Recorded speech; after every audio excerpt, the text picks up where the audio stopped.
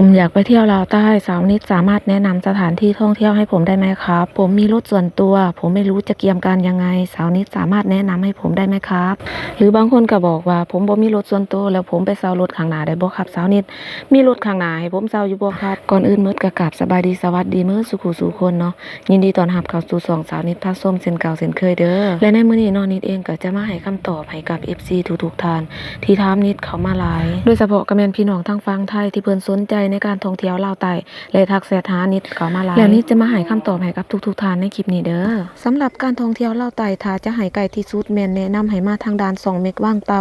จังหวัดอุบลราชธานีเด้อจ้าเพราะว่าจังหวัดอุบลราชธานีจะติดกับลาวใต้นครปากเซ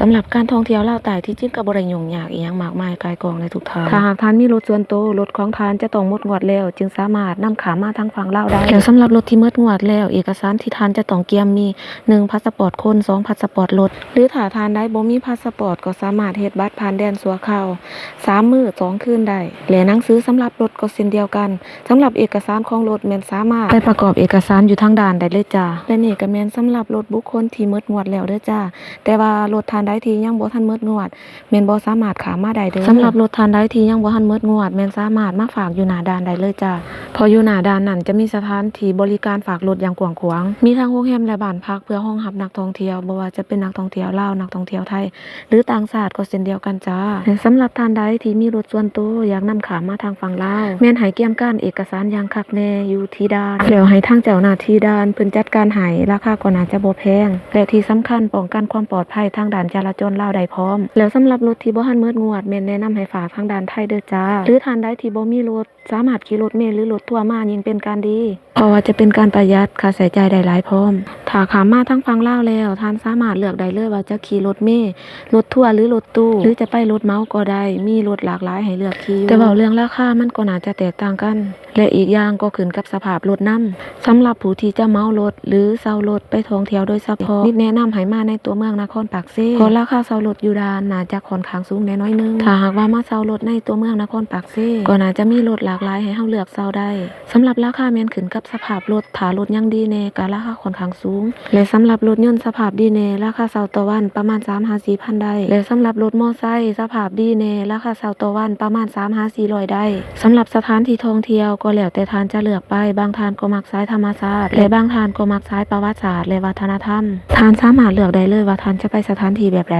สำหรับระยะทางการท่องเที่ยวก็แล้วแต่สถานที่ที่เฮาจะไปส่วนน้ำตกที่เซานิดไปในตอนนี้คือน้ำตกตาดตะยิกเสือพิกัดตั้งอยู่บ้านตะยิกเสือเมืองปากซองแขวงจำปาสักสำหรับระยะทางการท่องเที่ยวเมืองปากซองแขวงจำปาสักก็จะห่างจากตัวเมืองปากเซประมาณ40กว่ากิโลเมตรซึ่งเมืองปากซองแขวงจำปาสักจะมีสถานที่ท่องเที่ยวให้เฮาเลือกเที่ยวได้อย่างหลากหลายบ่ว่าจะเป็นน้ำตกตาดเยื่องน้ำตกตาดฟ้านหรือน้ำตกตาดตะยิกเสือที่เซานิดไปในตอนนี้และสถานที่ท่องเที่ยวที่เซานิดนำมาเสนอในมื้อนี้ก็เป็นซิกเนเจอร์สำหรับลาวใต้โดยเซานิดบ่ได้ร่วมกับสถานที่อื่นๆนอกจากนี้ก็ยังมีหลากหลายสถานที่ท่องเที่ยวให้เฮาได้เลือกเที่ยวขึ้นกับว่าเฮาจะมีเวลาเที่ยวต่อหรือบ่แล้วสำหรับการท่องเที่ยวลาวใต้ถ้าจะให้ดีและเหมาะสมบ่กดดันกับเงินและเวลานิดแนะนำให้มาประมาณ1อาทิตย์เฮาจึงจะได้เที่ยวสถานที่ลาวใต้อย่างทั่วถึงและมีความสุขในระหว่างทางการท่องเที่ยวแต่สำหรับผู้ที่บ่มีเวลาแท้ๆแต่อยากมาท่องเที่ยวลาวใต้ก็สามารถมา3วัน2คืนได้คือกันจ้าสำหรับการท่องเที่ยว3วัน2คืนอาจจะบ่ทั่วถึงในลาวใต้แต่ก็สามารถไปในสถานที่ที่เซานิดแนะนำนี้ได้ครบเพราะสถานที่ท่องเที่ยวที่เซานิดแนะนำมาเป็นซิกเนเจอร์ในลาวใต้นักท่องเที่ยวนิยมมากันหลายโดยเฉพาะก็แม่นนักท่องเที่ยวทางฝั่งไทยฝรั่งและจีนสำหรับสายธรรมศาสตร์ในลาวใต้ถ้าจะให้สวยงามที่สุดนิดแนะนำให้มาช่วงเดือนตุลาพฤศจิกายนเพราะช่วงนี้น้ำจะใสและธรรมศาสตร์จะสวยงามตัวอย่างน้ำตกตาดที่เซานิดไปในตอนนี้เซานิดไปในช่วงเดือนพฤศจิกายนเพราะช่วงนี้น้ำบ่หลายเกินไปแถมมีดอกไม้ที่สวยงามให้เฮาได้ชมพร้อมถ้ามาในช่วงฤดูฝนก็คงจะลำบากนักท่องเที่ยวฝนตกน้ำขุ่นแถมได้ภาพมาบ่สวยงามถ้าจะให้แนะนำที่สุดก็คือให้มาช่วงเดือนตุลาพฤศจิกายนเด้อจ้าวันนี้เซานิดก็ย่างขึ้นมาแต่ตาดแล้วเนาะรู้สึกว่าบ่ไหวเนาะหายใจหอบขนาดทุกคน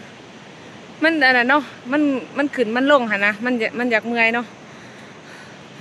ก็มีแต่ พวกสนิทสิเดินทางต่อเนาะเดี๋ยวไปเบิ่งว่าพวกสนิทสิไปตาดได้แน่แล้วก็ไปน้ำตกตาดได้แน่เนาะและนี่ก็เป็นอีกหนึ่งสถานที่ท่องเที่ยวที่อยู่ในคุ้มเขตตาดตะยิกเสือซึ่งน้ำตกตาดนี้มีชื่อว่าน้ำตกตาดอินทรีซึ่งเป็นน้ำตกตาดย่อยจากตาดตะยิกเสือซึ่งในกลุ่มของน้ำตกตาดตะยิกเสือจะมีตาดย่อยอีกประมาณ12ตาดเราสามารถเลือกได้เลยว่าเราจะไปสถานที่ตาดใดต่อถ้าหากท่านใดบ่ทันเคยมาสัมผัสก็มาลองสัมผัสสถานที่น้ำตกตาดนี้ได้เด้อทางไปสะดวกสบายและบ่ห่างไกลจากบ่อนฝากรถและต่อมานี่เฮาก็สิเดินทางมาต่อในระหว่างที่เฮาเดินทางมานิดเองก็จะเก็บภาพบรรยากาศว่าประชาชนแถวนี้เขาทำมาหากินแบบใดส่วนหลายประชาชนในโค้งเขตเมืองปากซองแขวงจำปาสักเพิ่นจะอาศัยทำมาหากินปลูกฟางเลี้ยงสัตว์เป็นต้นแม่นปลูกกาแฟถึงแม้นว่าประชาชนในโค้งเขตนี้จะอาศัยอยู่สถานที่นอกเมืองเขตชนบทแต่ว่าประชาชนโค้งเขตนี่ส่วนหลายก็บ่ได้ทุกข์ยากจนเกินไปเพราะอาศัยปลูกกาแฟขายเป็นอาชีพแล้วสำหรับเด็กน้อยนักเรียนส่วนหลายแม่นเรียนบ่จบก็ออกมาเฮ็ดสวนกาแฟนำพ่อแม่เนื่องจากว่าโรงเรียนห่างไกลศอกหลีกและก็บ่มีคนช่วยเหลือครอบครัวส่วนหลายนักเรียนของเขตนี้จะเรียนจบแค่ม.7 ก็ออกมาเฮ็ดเวียกช่วยครอบครัวแล้วและครั้งนี้ก็อาจจะเป็นครั้งแรกที่สาวนิดมาพากย์เสียงถ้าหากสาวนิดว่าบ่ถูกหรือผิดพลาดประการใดก็ขอโทษขออภัยทุกท่านที่ชมเด้อจ้าทุกท่านสามารถเข้ามาคอมเมนต์ตำหนิติชมนิดได้เด้อจ้าเพื่อจะได้เก็บกำมาเป็นประสบการณ์และบทเรียนในครั้งหน้านอกจากนี้สาวนิดยังมีเรื่องราวมาเล่าให้ทุกท่านฟังอีกอย่างหลากหลายถ้าหากว่าคลิปนี้มีประโยชน์และสาระทุกท่านเข้ามากดติดตามกดไลค์กดแชร์กดคอมเมนต์เป็นกำลังใจให้สาวนิดแน่เด้อสำหรับคลิปนี้สาวนิดสิได้ขอตัวจบไปเพียงเท่านี้แล้วพบกันใหม่ในคลิปต่อไปเนาะขอขอบใจสบายดีสวัสดีจ้า